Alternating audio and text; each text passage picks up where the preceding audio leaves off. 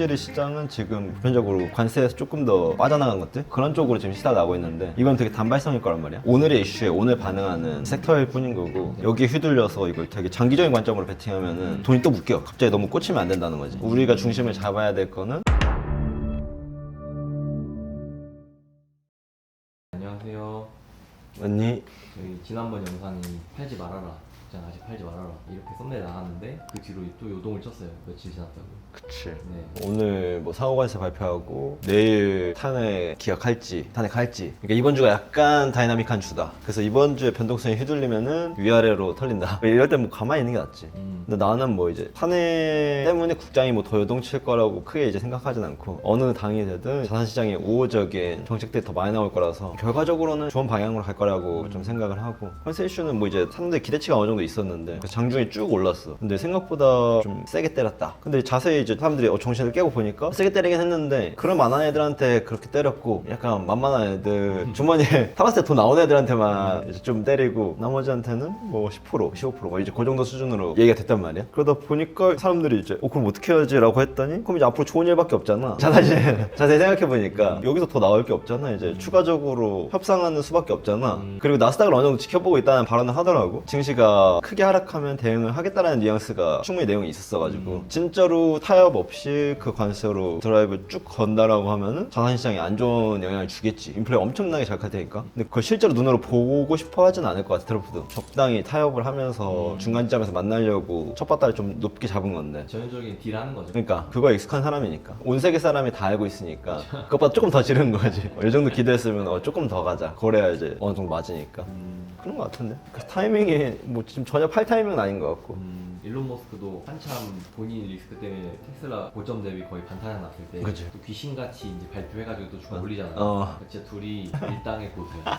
그러니까 이 매스미디어를 어떻게 이용해야 되는지 너무 잘 아는 둘이잖아. 맞아. 트럼프는 그걸 너무 오랫동안 잘 해왔고 일론 머스크도 벌써 거의 10년 가까이 자기를 잘 팔면서 비즈니스를 끌고 왔으니까 선수들끼리 진짜 온 세상 사람을 가스라이팅 하는데 전문이라서 그걸 이제 우리도 익숙해질 필요가 있다. 보편적 관세가 들어온다고 해서 놀랄 게 아니라 그 다음 말은 무슨 말이 나올까에 맞춰서 가격을 조금 더 예측한 연습을 하는 게 요즘 트렌드. 요즘 주식하거나 뭐 코인하거나 하는 사람들은 이거 익숙해져야 된다. 이것보다 더 안 좋은 말이 튀어나올 수 있나? 그럼 현재 말한 이 내용의 가격이 저점이 아닐까? 라고 생각해 볼 수 있는. 이거보다 더 안 좋을 수는 없다.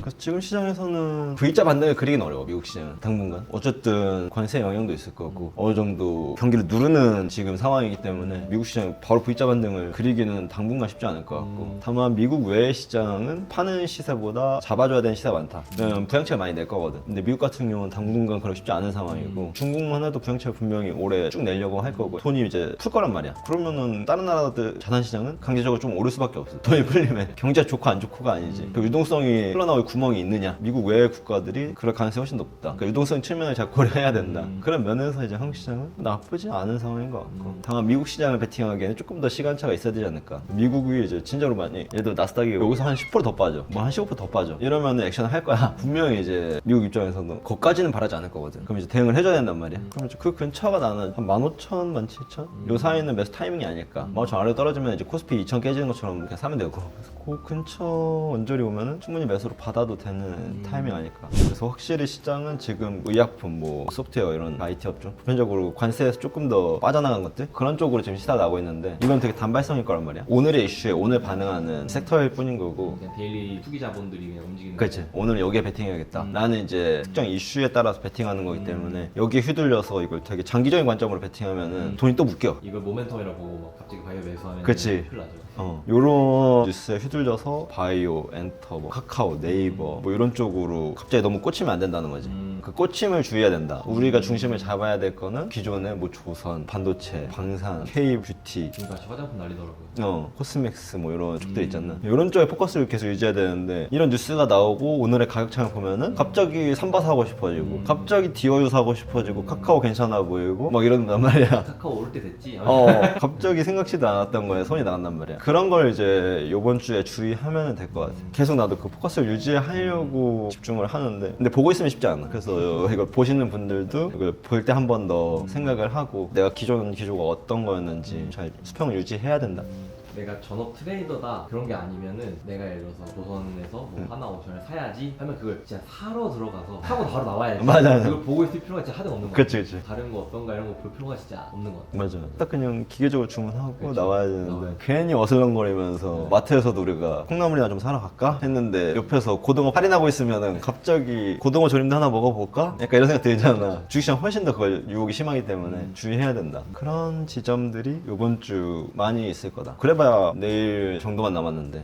그래서 지금 탄핵이 되냐 안 되냐가 국장을 흔들 수 있는 가장 중요한 이슈 중에 그치. 하나죠. 만약에 탄핵이 안 된다고 하면 시장이 많이 떨어질까요? 아 근데 나는 그거에 시장이 엄청나게 크게 반응하는 지점은 이미 어느 정도 끝났다고 생각해. 그게 무서운 사람들이 이미 팔았겠죠. 맞지? 이걸 들고 있으면서 기도하고 있진 않겠죠. 그게 어떤 식으로 끝나든 불확실성 해소기 때문에 시장은 아마 좋은 쪽으로 반응할 것 같아. 그러니까 단기적으로 잠깐 빠질 수 있어도 금방 그치. 뭐 말아 올린다든지. 맞아. 그러니까 트럼프가 되기 전에 시장은 계속 트럼프가 되든 안 되든 이게 끝나길 기다리잖아. 굳이 불확실성에 베팅하고 싶어 하지 않는 거지. 이 이벤트가 끝났을 때 사람들은 이게 어느 방향이든 상관없어. 일단 내가 생각하고 있던 주식을 그냥 살래 라는 지점으로 가는 건데 이거는 그냥 하나의 벽인 거지. 근데 이 벽이 어느 쪽으로 열리든 사람들이 이렇게 지나가게 돼 있어. 그래서 뭐 누가 될 거야 누가 될 거야 너무 몰입해서 시장을 바라보기보다는 불확실성한 이벤트가 끝남으로써 사람들은 아 내가 사려는 거 이제 사야지. 어쨌거나 결판이 났으니까 그에 맞춰서 시장은 움직일 거란 말이야. 그렇죠. 그리고 만약에 본인이 밤잠을 설칠 정도로 탄핵 여부가 걱정된다. 그럼 그냥 팔고 그치 그럼 끝나고 사시면 되죠. 맞아. 그래서 주식을 하면서 제일 주의해야 되는 거는 이제 정치병에 걸리면 안 된다. 그쵸. 돈에는 좌우가 없어. 돈에는 이 색깔이 없기 때문에 결국 이윤을 찾아가는 게임을 하는 거기 때문에 자기 색깔이 마음속 안에 있을 수 있지. 근데 그걸 거래하거나 주식을 살 때 그 객관성을 유지 못하면은 종목이랑 사람이 빠지거나 이상한 이념에 빠지기 때문에 그런 건 주의할 필요가 있지. 그러니까 돈 버는 거랑 정치는 사실 매우 밀접한데 가까워서는 안 된다. 사실 경제와 정치는 매우 밀접한 관계잖아. 근데 그걸 이제 너무 딥하게 들어가면은 오히려 돈 버는데 방해가 되는 것 같아. 그래서 그런 쪽은 거래하실 때 좀 주의해야 되지 않나. 알겠습니다. 오늘 또 좋은 말씀 해주셔서 감사합니다. 네, 그러면 저는 다음 시간에 찾아뵐게요. 안녕.